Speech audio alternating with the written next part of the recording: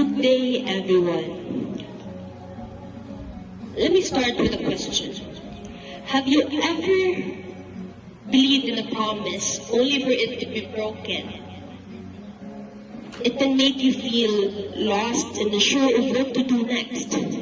Today, I want to share that moment that changed me, but didn't stop me. I started college with a promise, a scholarship that I thought would carry me through all 4 years. I walked into my first semester full of hope, but before I could even finish it, that promise was gone. The support I counted on disappeared, and I was left with doubts, bills, and disappointments. But here's what I know. When the promise broke, my dreams did not. I didn't quit.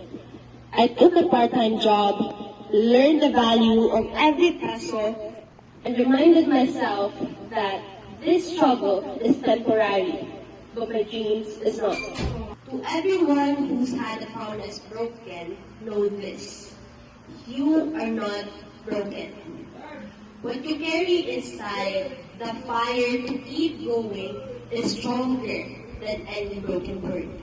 So yes, the road is tough, but so are we.